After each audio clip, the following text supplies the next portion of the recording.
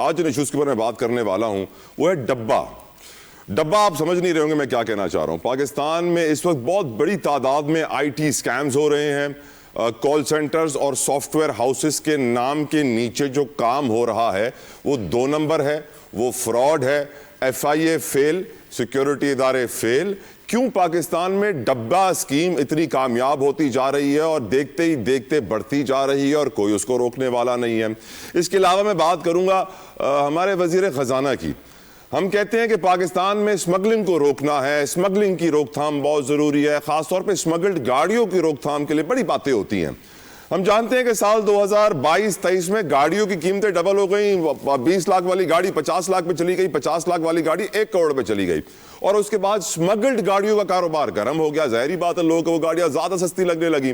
اور پھر ایک اویئرنیس کیمپین بھی چلائی گئی کہ لوگ بچیں ان گاڑیوں سے, نہ خریدیں ان کو, ان سے دور رہیں, جن کو این سی پی کہا جاتا ہے, نان کسٹم پیڈ گاڑیاں جنہیں کہا جاتا ہے. لیکن حیرت انگیز بات آج کے پروگرام میں آپ کو بتاؤں گا کہ اگر ہمارے وفاقی وزیر خزانہ محمد اورنگزیب صاحب, جنہوں نے عہدہ سنبھالتے ہی بولا کہ میں وزیر خزانہ کی گاڑی نہیں لوں گا کیونکہ مجھے ضرورت نہیں ہے.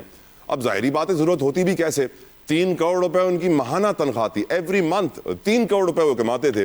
بٹ سیڈلی آج کل ان کے پاس گاڑیوں کی شارٹیج ہے. جب وہ ٹریول کرنا چاہتے ہیں ایک شہر سے دوسرے شہر تو ان کو گاڑیاں منگوانی پڑتی ہیں, دوسرے ڈپارٹمنٹ سے بولتے ہیں, ریکویسٹ کرتے ہیں. اور اس دفعہ انہوں نے ریکویسٹ کر دی ہے کسٹم والوں کو کہ بھائی کوئی این سی پی گاڑی بھیج دو لیکن کوئی چھوٹی موٹی نہ ہو, لگژری گاڑی ہو. اور پھر انہوں نے, ظاہری بات ہے وزیر خزانہ کا سٹاف کہے اور کسٹم والے نہ مانے, یہ کیسے ہو سکتا تھا. انہوں نے ایک لگژری گاڑی بھیج دی.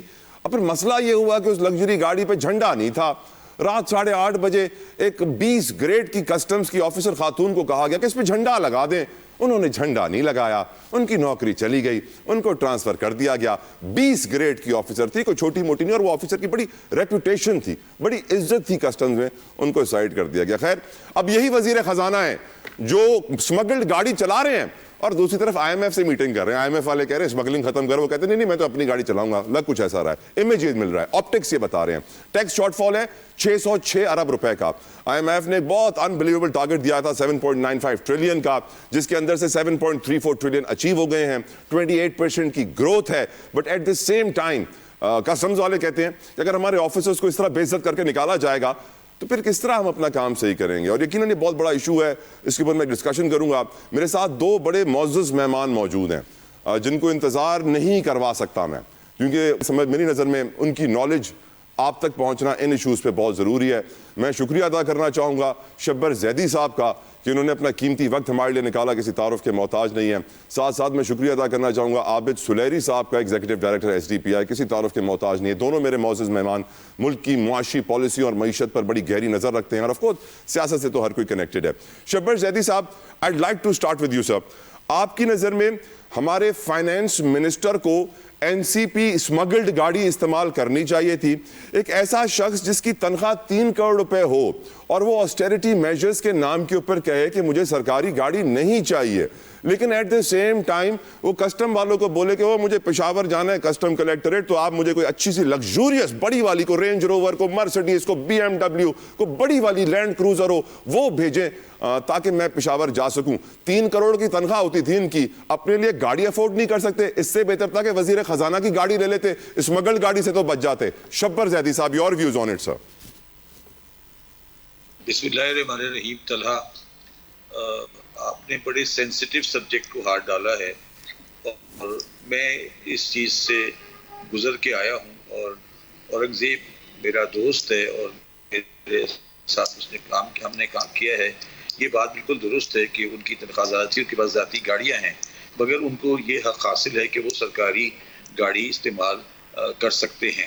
اب جو ایشو آپ نے ریز کیا ہے بالکل صحیح کیا ہے کہ کسٹم والے نان کسٹم پیڈ گاڑیوں کو ضبط کرتے ہیں, اور ضبط کرنے کے بعد ان کو بیچتے نہیں ہیں بلکہ وہ ان کی کسٹڈی میں ہوتی ہیں اور ان کو سرکاری افسران استعمال کرتے ہیں. یہ ایک بڑی پرانی روایت ہے اور یہ روایت چل رہی ہے, اور اس کا سدباب ہونا چاہیے.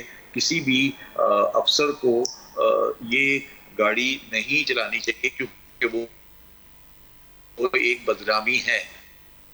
یہ بتا دوں، جب میں چیئرمین FBR تھا تو مجھے سب سے بڑا پریشر یہ ہوتا تھا، میرے پاس MNA MPA اور لوگ آتے تھے کہ سر یہ ہماری کسٹم پیڈ جو آپ کے پاس گاڑیاں کھڑی ہیں کسٹم کی، یہ آپ ہمیں دے دیں.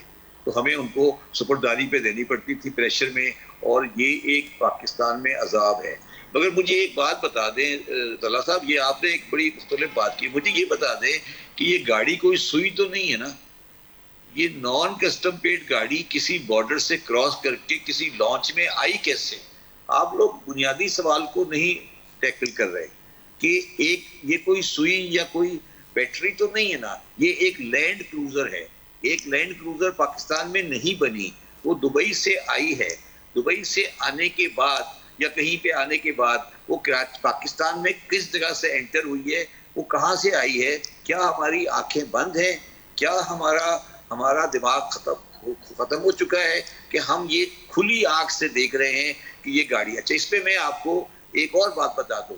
جو چیئرمین FBR کا کمرہ ہے، اس کی کھڑکی پہ اگر آپ کھڑے ہوں تو نیشنل اسمبلی کی پارکنگ نظر آتی ہے، اور نیشنل اسمبلی کی پارکنگ میں گاڑیاں کھڑی ہوتی. تو مجھے ایک دن ممبر کسٹم، جب میں چیئرمین FBR تھا، اس نے مجھے کہا کہ شپر صاحب آپ کو مجھے اجازت دے دیں کہ میں اس دروازے پہ جو گاڑیاں جہاں سے اندر انٹر ہو رہی ہیں میں کھڑا ہو جاؤں اور میں بتاؤں کون سی گاڑیاں نان کسٹم پیڈ ہیں. تو میں آپ کو یقین سے کہہ سکتا ہوں کہ نیشنل اسمبلی کے ممبران میں سے 80% کی گاڑیاں نان کسٹم پیڈ ہیں. تو طلحہ صاحب آپ کس دنیا میں رہ رہے ہیں یار؟ میں تو آپ کی لا علمی پہ مجھے افسوس ہے. بالکل ٹھیک، ویل سیڈ سر. آپ نے یقیناً اس سوال کا ایسا جواب دیا کہ آپ نے پوری بتا دیا کہ حقیقت کیا، افسانہ کیا. عابد سلیری صاحب، ایک عام آدمی آپ سے پوچھتا ہے سر کہ جب میرے سیاستدان جو کہ ارب پتی ہیں وہ اسمگلڈ گاڑیاں یوز کر رہے ہیں، میرے وفاقی وزیر خزانہ وہ اسمگلڈ گاڑیاں یوز کر رہے ہیں جن کی 3-3 کروڑ روپے ماہانہ تنخواہ ہوتی تھی، تو میرا کیا قصور ہے؟ مجھے کیوں آپ نے اس آگ میں ڈال دیا ہے کہ جہاں پر جو گاڑی انڈیا میں پاکستانی 10-12 لاکھ روپے کی ہوگی وہی گاڑی پاکستان میں 35-40 لاکھ روپے کی ہوگی؟ میرا کیا گناہ ہے؟ اگر یہ بڑے بڑے لوگ، اشرافیہ، سیاستدان، منسٹر اسمگلڈ گاڑی یوز کر سکتے ہیں تو پھر ایک عام آدمی کو بھی سلیری صاحب کرنے دیں. یہی شاید سسٹینیبل ڈیولپمنٹ بن جائے گی سر.